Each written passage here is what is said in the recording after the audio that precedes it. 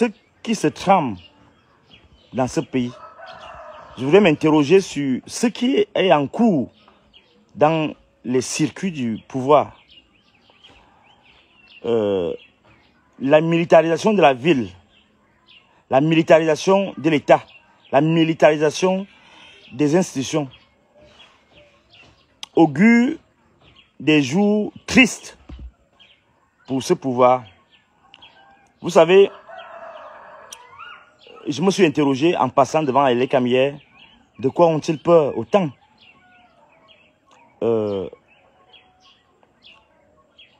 Ayant dit cela, je voudrais dire aux Camerounais d'ici et de la diaspora, en vous priant bien évidemment, je vous ai dit de partager ce direct, vu la gravité de cet instant, de ces moments que nous traversons, je voudrais vous prier de considérer quelques éléments. Je vous informe que les officines du pouvoir ont créé une rhétorique. C'est-à-dire quoi? C'est-à-dire qu'ils ont dit que par tous les moyens, Paul Biya doit être reconduit. Même s'ils savent que ce n'est pas Paul Biya qui dirige désormais, que c'est, comme je l'ai rappelé, je ne cesserai de le répéter, c'est deux pères de sang et un gourou qui dirige. Mais ils ont dit qu'officiellement, on doit donner le pouvoir encore à Biya pendant 7 ans. Qu'on lui accorde ce dernier mandat pour qu'il aménage sa sortie. Pour qu'il serve aussi de tampon, de force de séparation entre les durs, les faucons du régime, qui sont arrivistes, et les caciques et les modérés, qui sont en conflit avec le premier groupuscule. Les deux groupuscules constituent le clan au pouvoir. Alors, première question. Biya, il faut tout faire pour qu'il sorte avec dignité, d'après ce qu'ils disent. Est-ce au prix de l'hypothèque de notre avenir? Ce n'est pas pour rien que j'ai écrit ce livre, L'ange du chaos. Un demi-siècle de saleté, de pillage et d'assassinat politique. Justement, c'est dans cet esprit-là. On nous dit maintenant, d'après ce qu'on vient me dire, moi ici, que on reprend le pouvoir pour que Biya ait les obsèques officielles éventuellement et que il voit comment il peut aménager une sortie, une sortie honorable. Donc, je dois accepter que depuis 9 ans, je prends mon cas, depuis 9 ans, qu'on me bloque partout, à l'université, qu'on me retire tout, qu'on me retire le plaisir, le sacrifice, le sacerdoce d'enseigner les Camerounais. Parce qu'il faut qu'on laisse le président reprendre un nouveau mandat. C'est ça la mission que certains missionnaires que j'ai reçus m'ont répercuté. Alors, on doit mettre notre avenir entre parenthèses. En fait, ça veut dire quoi? Ça veut dire que on doit laisser que les injustices se fructifient. On doit laisser que Atanganji menace toujours les gens. On doit laisser que les gens soient dans les can-gates, les machins, pendant 7 ans encore. En fait, on me fait dire, on voit les gens me dire que laisse d'abord qu'ils reprennent et il va faire le nettoyage. Qui va faire le nettoyage? Si Biya n'a pas été capable de faire le nettoyage pendant 43 ans, quand est-ce qu'il pourra faire le nettoyage? Quand on m'envoie dire que laisse d'abord, il faut qu'il reprenne le pouvoir et tu vas voir ta situation, tout ça, tous tes problèmes seront arrangés. Vous vous moquez de qui? Vous vous moquez de qui? Ça ne va pas passer. Et là, la deuxième chose que je vais dire, c'est que, vu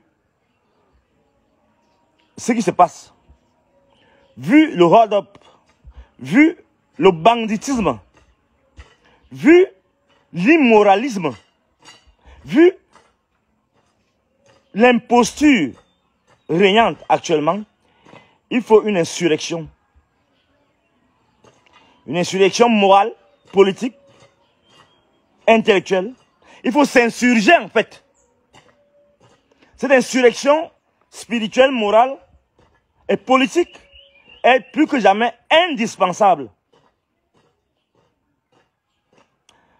Vous savez, le tout n'est pas de faire des marches, le tout n'est pas d'aller dans les ambassades, le tout n'est pas... Non. Il est question d'abord de se retrouver avec soi-même.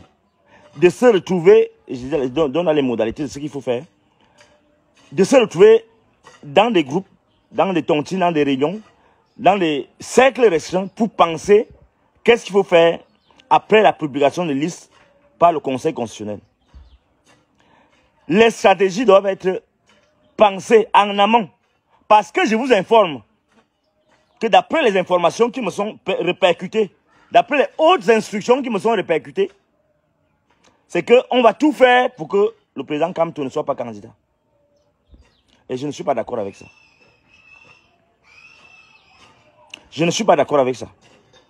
On me fait dire que on doit tout faire. Et donc ne vous faites pas d'illusions. Même au Conseil constitutionnel, ne vous faites pas d'illusions. Ne vous faites pas d'illusions. Les caciques, les faucons sont déterminés à passer en force.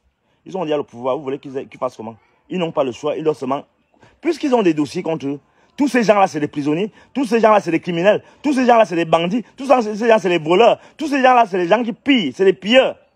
Vous voulez qu'ils fassent quoi? Donc, nous, ce n'est pas le droit. Comme Atangan dit là que non, le droit, on doit respecter le droit. Non, le droit n'arrête pas l'imposture. C'est la force. C'est l'insurrection des hommes de foi. C'est l'insurrection des intellectuels. C'est l'insurrection des hommes de Dieu. C'est les insurrections de tous ceux qui sont en toge et en armes qui doit être la matrice lorsqu'un pays est en train de s'enfoncer ainsi. Cette insurrection morale, politique, est la réponse qui peut se faire par la désobéissance civile. Ça peut prendre toutes sortes de modalités. Je parle que quand un penseur comme moi parle d'insurrection, il faut qu'ils comprennent bien. Parce que les gens comme Atanga, ils n'ont pas bien fait l'école, ils n'ont pas compris. Nous sommes des esprits. Il faut qu'ils me comprennent très bien. Parce que ce qu'ils font, c'est une insurrection. Nous devons nous insurger en retour. On ne peut pas laisser un pays s'enfoncer comme ça. Ce qui est dramatique, c'est que les gens ne se rendent même pas compte que le pays est la risée du monde entier. Et nous sommes devenus la risée du monde entier. Regardez ce qui s'est passé dernièrement. La reproduction des élites, la reproduction sauvage des élites. Tous ces gens-là, ils ont leurs fils, qui sous-préfet, qui directeur, qui préfet, qui gouverneur. Et vous croyez que ils ont envahi tous les grandes sociétés d'État. C'est une insurrection contre la République. C'est une insurrection contre le bon goût. C'est une insurrection contre le bon sens. C'est une insurrection contre tout ce qui est scrupules moraux, scrupules religieux, scrupules spirituels.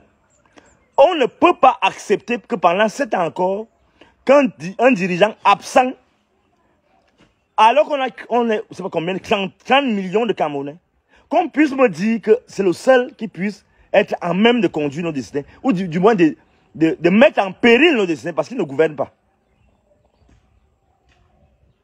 Je dis que ce n'est pas moi qui prends le chaos, c'est l'ange du chaos qu'on doit mettre de côté.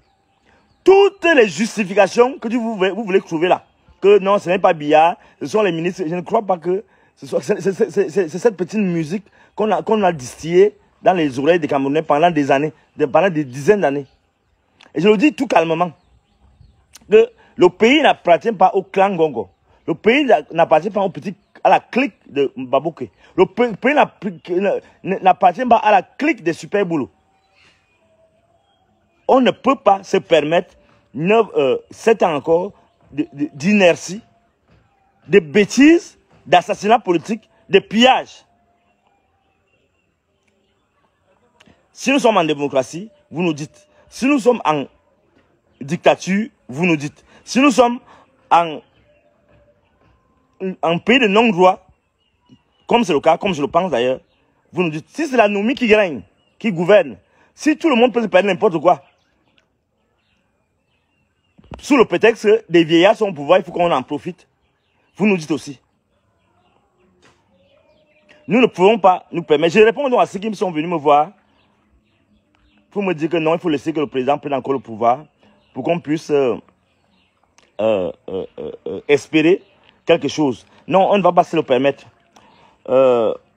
vous comprenez pourquoi je dis qu'on ne peut pas se le permettre? Parce que quand les gens qui sont supposés être au gouvernement passent le temps à diviser, à manipuler l'opinion, à manipuler les partis politiques. On entend partout, Ngongo, Avonayolo, Tanganji, ils ont appelé tel, Denis Kouemo, ils ont appelé tel, le gars qui est le père du MRC, du PCN là, il s'appelle qui? C'est lui qui avait le parti d'abord avant, qui a créé le parti. Ils appellent Yebga, ils appellent Bapolipot, ils appellent tout le monde, ils divisent. Nous sommes en démocratie. Vous voulez, et c'est Tanganji qui est le premier à dire que non, les choses doivent se passer dans les normes, et il raconte quoi encore là? Il dit que on va agir sans état d'âme. Un gouvernement qui agit sans état d'âme. Un gouvernement, un régime qui dit agir contre son peuple sans état d'âme. Vous imaginez ça? Et les gens sont là tranquilles. Ils disent que non, comme tu ne dois pas être président, non, les Bamileke ont fait ceci. Mais les gens sont en train de piller tranquillement, en train de diviser les gens tranquillement, en train d'envahir les institutions, les sociétés d'État, avec leur bang-bang, avec leur marmot impoli. J'évite même de les qualifier encore. Et vous voulez qu'on va continuer comme ça, qu'ils soient tous versés à la SNH, qu'ils soient tous versés, et que la jolie dame, là, elle s'appelle Nathalie Moudiki, elle décide comme ça, que non, on ne va pas s'occuper de la Sonara, on va créer notre truc à Limbé. Vous croyez qu'on va laisser ça comme ça? Vraiment, il est temps que vous compreniez que non, l'imposture ne va pas prospérer. Et à ce niveau, je pense que il est question qu'on leur rappelle comment les autres sont finis. Et ça ne sert à rien, la répétition est la mère de la science, la mère de la pédagogie. On leur rappelle comment les Ali Bongo, les Mobutu sont finis, les Ben Ali, tous ces gens-là sont finis. Les Lansana Conté, tous ces gens-là, parce que les gens ne regardent les pires dictateurs même, comme le gars de Omar El-Béchir, qui était plus puissant même que ce qu'ils fabriquent là maintenant là, ils sont finis très mal. Donc, qui ne s'illusionne même pas que les Camerounais, parce que les gens observent que les Camerounais vont laisser faire prospérer cette imposture. Les gens observent. Les gens observent. Si vous dites que les choses doivent être claires, que c'est la loi, quelle est la loi qui interdit à Kamto d'être candidat? Quel est l'élément qui justifie cette imposture? Parce qu'en fait, si vous voulez que les règles, le jeu soit obéisse aux règles, pourquoi vous devez exclure les gens? Pourquoi? On ne comprend pas. Quel est l'élément qui justifie que un monsieur qui a été candidat en 2018 soit maintenant écarté sous de fallacieux prétextes?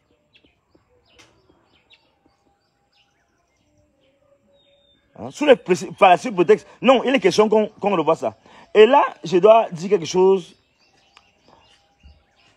C'est juste une parenthèse. Je dois revenir sur l'incident de dimanche dernier, avant qu'on continue.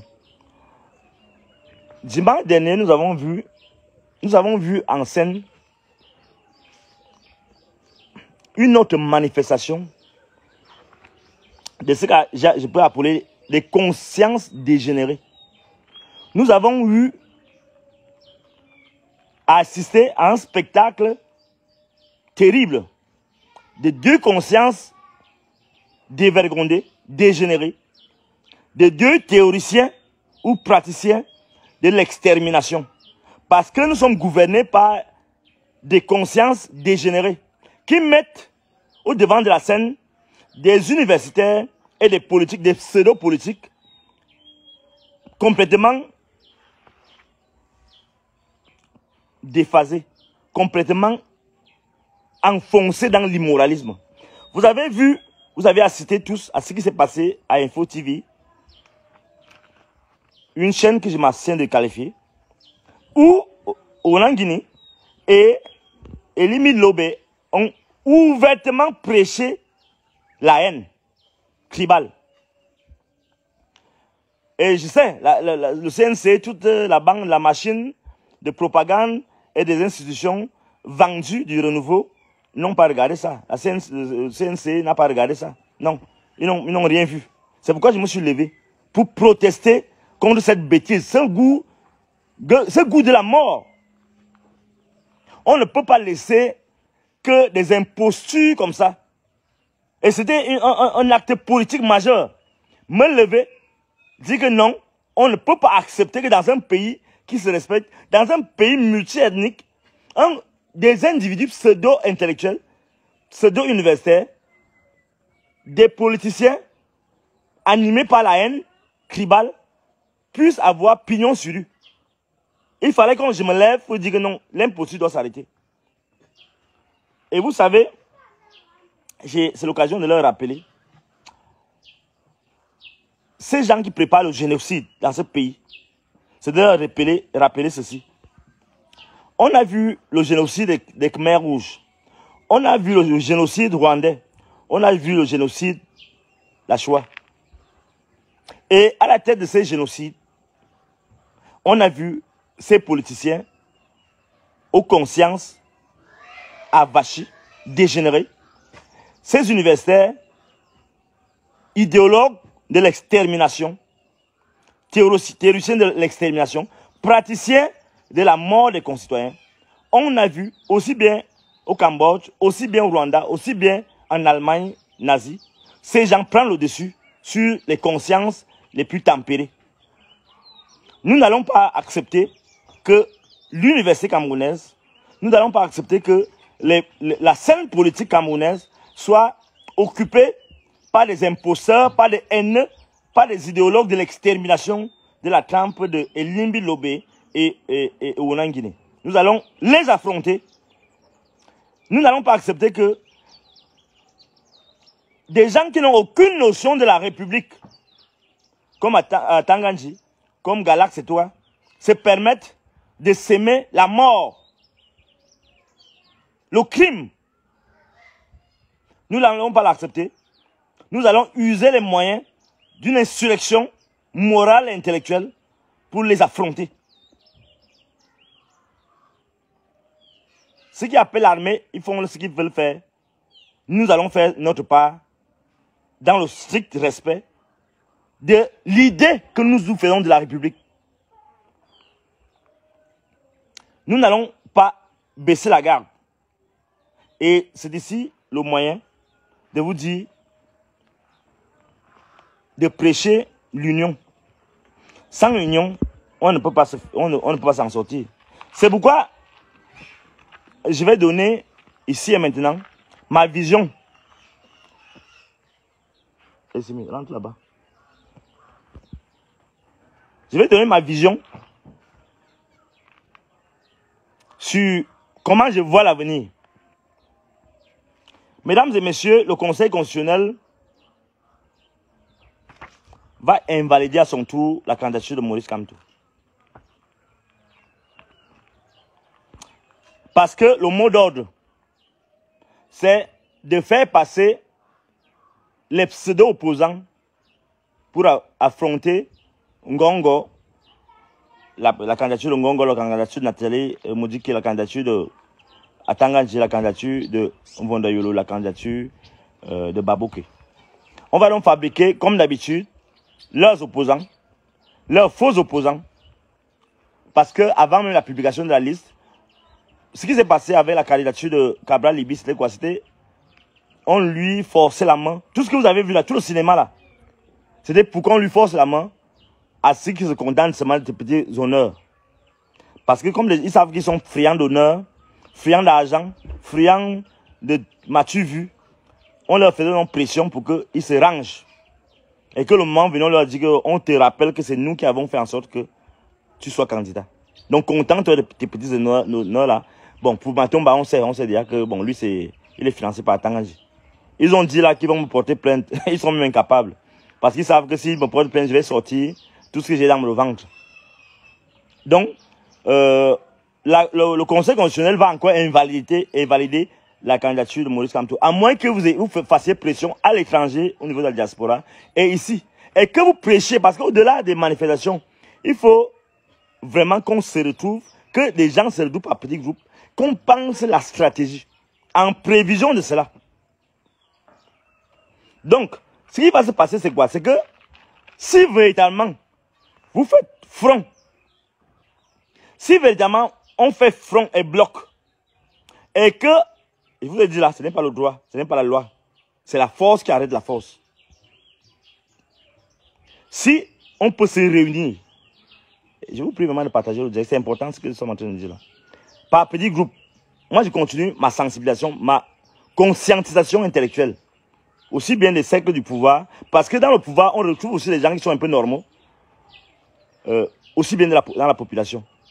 Il est important que vous compreniez que si réellement on ne fait pas bloc qui ne rencontre pas la résistance du peuple camerounais, ils ne vont jamais lâcher. Si on ne fait pas bloc, si on n'arrête pas ces gens, ils ne vont pas s'arrêter. On a vu ça partout. Vous voyez, les gars sont dans la jouissance, dans la réjouissance. Vous croyez qu'ils vont arrêter d'eux-mêmes? Non. D'autant plus qu'ils savent qu'ils sont tous des prisonniers. D'autant plus qu'ils savent qu'ils ont les dossiers des crimes d'État. Ils ont les morts, des cadavres qui attendent. Ils doivent justifier ces cadavres. Ils doivent justifier la mort des Camerounais. Ils doivent justifier tous les scandales, tous les immeubles qu'ils ont partout. Ils vont justifier d'où leur vient cet argent. Il est important donc, mesdames et messieurs, que vous compreniez que si vous n'arrêtez pas ces gens, si nous n'arrêtons pas ces gens, ils ne vont pas s'arrêter. Ils vont continuer à tuer, à arrêter leurs adversaires pour dire que c'est eux qui sont les criminels, les tueurs. Et le pays va rester ici encore 7 ans, 10 ans, 20 ans, sous leur coupe réglée. Nous devons réfléchir. Actuellement, à partir d'aujourd'hui, tout le monde doit sortir les idées. Qu'est-ce qu'il faut faire? Le moment venu, non. Et ça ne va pas durer. C'est bientôt. Il faut que cette insurrection intellectuelle aboutisse à une résistance forte. Le cul là-bas. À une résistance forte du peuple camerounais. Les gens qui veulent rester chez eux là, oh non, non, c'est... Non, non, vraiment, c'est l'affaire de Bamileke, rester comme... Non, non, vraiment, moi, je ne veux pas les problèmes, moi, je ne veux pas me retrouver. Non, c'est bon. Mais ne vous plaignez pas. Et je dis aux gens qui sont dans la diaspora là-bas, c'est vous qui encouragez la bêtise. Vous voyez les gens qui sont ici tranquillement, ils se contentent de boire, de copuler la nuit, de forniquer, et vous allez leur envoyer l'argent. Les gens contribuent à leur propre asservissement, mais c'est vous qui leur envoyez l'argent. Les gens disent qu'ils ne font pas la politique, mais c'est vous qui leur envoyez l'argent pour vivre, pour manger, pour boire, pour diriger mes enfants à l'étranger. Pour dire qu'après, non, tu es aigri, tu es aigri. Moi, je suis aigri. Si je voulais être aigri, mais comme j'avais dit un jour, je partais voir un Vonayolo, on gère ça. Mais on ne peut pas s'en sortir dans un pays comme ça, avec ce genre d'idéologues de l'extermination. Je ne peux pas, je refuse de me constituer en l'universitaire de l'extermination. Et chaque universitaire doit se lever, parce que si l'élite est avachie sous les pieds de cette imposture qui nous gouverne, vous vous attendez à quoi? Que le petit villageois lui vienne prendre le devant de la scène? Si tous les militaires là sont là, ils voient ce qui me choque, c'est que vous ne pouvez pas vous imaginer comment c'est grave même. Vous qui êtes à l'étranger là, vous ne savez pas comment c'est grave ici. Des colonels viennent me voir pour se plaindre. Je sortais d'une réunion avec 2 ou 3 l'autre jour. Ils se plaignent. Ils se plaignent. Bon, je leur ai dit ce que je pouvais leur dire pour ma vision des choses. Mais vous ne pouvez pas être dans l'armée et vous plaindre sous le prétexte que vous êtes une armée de nation, une armée républicaine. Et vous venez, moi je suis un penseur, je conscientise. Je peux comprendre que vous ayez besoin de conseils et de tout cela, bah, c'est mon rôle aussi, de distiller le bon sens, le bon goût, et le courage, la détermination. Mais si vous, les colonels, qui me méritez, vous êtes exclus, et maintenant vous venez me voir, vous voulez que je fasse quoi? Moi je ne peux rien faire. Vous devez tirer vous-même les conclusions. Il y en a qui m'ont dit qu'ils tentent ça, qu'ils tentent de nommer les généraux. On va voir. Mais il a tenté. Vous avez fait quoi? On doit se dire les vérités. Il a seulement tenté. Il a fait. Il vous a démontré que Il peut, parce que vous avez peur. Lui n'a pas peur. Lui, c'est qu'il est déjà mort.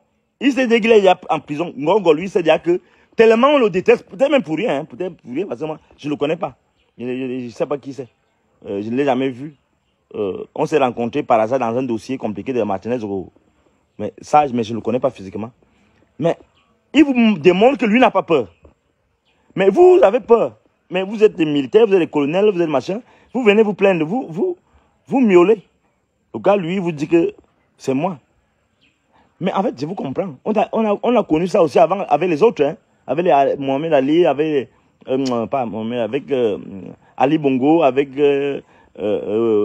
Bouteflika et la banque qui gouvernait en ce moment-là. Mais à un moment, lorsque les gens ont décidé, je sais que votre temps de la décision va venir.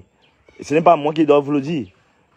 Et c'est à ce niveau que je dois interpeller ces militaires-là, justement, pour leur dire que, oui, les généraux qu'on vient de nommer, je sais que là, je parle aux gens qui s'occupent du moral des troupes. Mon rôle, c'est être, en fait, la conscience vivante de notre époque. C'est pourquoi j'écris beaucoup, pour conseiller. Je suis un historien du vécu. C'est pourquoi je dis donc à tous ces gens qui ont été nommés, qui ont été faits généraux, que on vous a déjà fait généraux. Votre rôle, ce n'est pas servir un régime, c'est servir le peuple camerounais. Et j'interpelle les colonels qui sont venus me rencontrer, qui m'ont confié leur tourment. Et je vous comprends très bien. Mais je sais qu'il est difficile de faire un coup d'État dans ce pays. Pour des raisons peut-être idéologiques de choix, mais aussi pour des questions de fonctionnalité pratique de notre armée, qui a été disséquée, subdivisée, ainsi de suite, et dont les pouvoirs au niveau, au niveau de l'opérationnalisation de la puissance publique ont été disséqués. Aussi bien au niveau de l'éclatement des ethnies à l'intérieur de la troupe que de l'emplacement des soutes, des munitions et autres et autres. Donc, c'est fait à dessein, ça complique un peu la tâche. Mais au-delà de ça, il se trouve un moment où la conscience de l'intérêt supérieur du peuple prime sur toutes ces machinations stratégiques, sur toutes ces manifestations du politique pour diviser les gens. Donc, en ce niveau-là même, ce n'est pas seulement une affaire de l'armée. C'est une affaire, comme je l'ai dit, de l'insurrection générale, où les consciences doivent se lever pour faire bloc. Et c'est là où mon intervention concerne aussi, même ceux qui sont à l'intérieur du pouvoir. Vous ne pouvez pas accepter que le peuple, ce qu'on appelle peuple camerounais, que les populations soient dans un tel état de délabrement et dire que vous faites partie d'un régime, que vous faites partie des privilégiés en espérant qu'un jour, vous allez vous-même prendre la place, sans travailler d'abord de l'intérieur à ce que les conditions de vie des populations soient assainies. Donc, ce n'est pas une affaire des militaires seulement. Ce n'est pas une affaire seulement des intellectuels. C'est aussi une affaire même des propres tendances modérées du régime qui doivent travailler à ce que l'imposture, la sorcellerie que les Atanganji, Ngongo et tous ces gens-là, et les Nathalie Mougoudi, Mbabouk et Chandal Bia sont en train de faire là, que cela s'arrête. Vous croyez que vous allez dire après que non, nous on n'était pas partisans de ça, non. Il est question que vous compreniez que non. Le pays est en danger.